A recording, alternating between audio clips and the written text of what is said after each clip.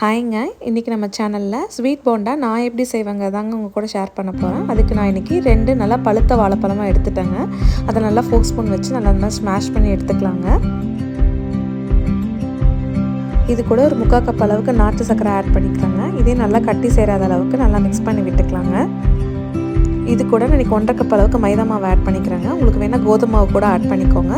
எனக்கு மைதா மாவில் வர டேஸ்ட்டு தான் பிடிக்குங்கிறனால நான் அதை ப்ரிஃபர் பண்ணிக்கோங்க. அது கூட நீங்கள் 1/4 டீஸ்பூன் அளவுக்கு சோடா உப்பு, கொஞ்சமாக ஏலக்காய் பொடிங்க, ஒரு பிஞ்ச் அளவுக்கு சால்ட்டு இது மட்டும் ஆட் பண்ணிட்டு நல்லா மிக்ஸ் பண்ணிக்கலாங்க.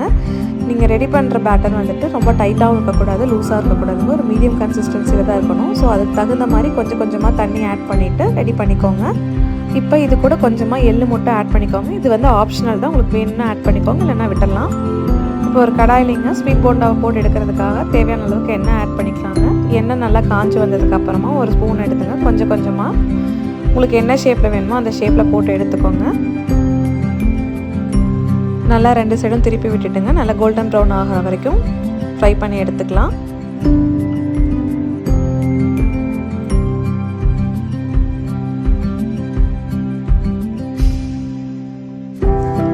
இது நல்லா இப்போ பிச்சு பார்த்தீங்கன்னா ரொம்ப சாஃப்டாக நல்லா வெந்து வந்திருக்குங்க.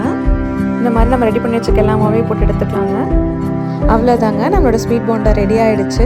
உங்களுக்கு யாருக்காவது ஸ்வீட் கிரேவிங்ஸ் இருக்குது, உடனே செய்யணும்னு நினச்சிங்கன்னா இந்த டிஷ்ஷை கண்டிப்பாக ட்ரை பண்ணி பாருங்கள். எனக்கு எப்படி இருக்குது கமெண்ட் பாக்ஸ்லேயும் சொல்லுங்கள். இந்த வீடியோ பிடிச்சிருந்தா என்னோடய வீடியோக்கு லைக் பண்ணிவிட்டு என்னோட சேனலுக்கு சப்ஸ்கிரைப் பண்ணிவிடுங்க.